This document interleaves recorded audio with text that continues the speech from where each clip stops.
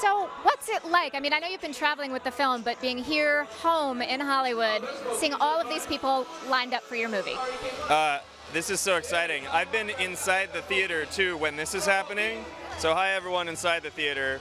Are we live feeding into the theater too? I think so, and everyone online. I'm such a huge fan. Like, to be a part of this event is just amazing. Well, there are so many amazing things that you've brought to this film. You know, I know that you were looking to do a high school coming-of-age film when all this started happening. What was it about that particular genre that was attractive to you? It's just a very exciting and dramatic time in everyone's life when you're growing up, and to be able to tell that story about Peter Parker was just irresistible. And let's talk for a sec. So when Tom was cast, Civil War was happening. Yes. So talk a little bit about that process. I mean, because you're watching someone get cast in another movie that's not your own, knowing he's going to be your guy. What does that feel like? What's it like in the room when that's happening? Well, I was very fortunate that the Russo brothers did all of the hard work in finding Tom, and then I just got to sort of show up.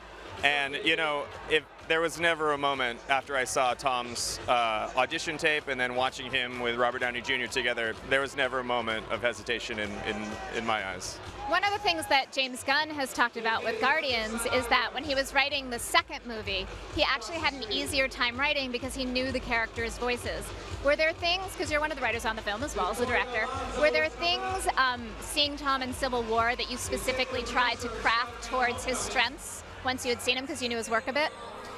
What was great about that film was that it just really captured the right spirit of who we wanted Peter Parker to be. So once that tone was established, it was just up to me to take the football and run.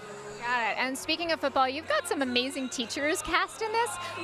Were there particular teachers that you were sort of doing an homage to when you were casting them? Anyone you want to give a shout out to? I had a lot of amazing teachers in my high school, so I don't want to call anyone out by name just in case I get in trouble. But yeah, no, I was very fortunate to have a lot of very inspiring teachers.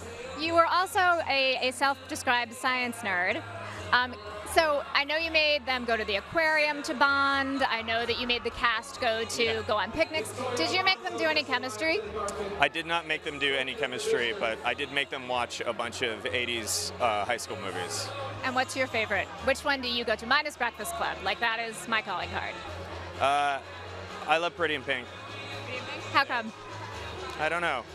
I'm just romantic, I guess. I think we all are a little bit.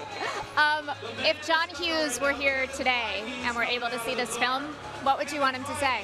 What would you want him to walk away saying? What do you hope he'd say to you? He'd probably say, hey, you guys are like ripping off my whole style. Like, you should have had me do it. And let's talk a little bit too. You had some major action scenes in this film. Talk to me a little bit about shooting the Staten Island ferry scene, because that was incredible, and I know you guys used practical sets.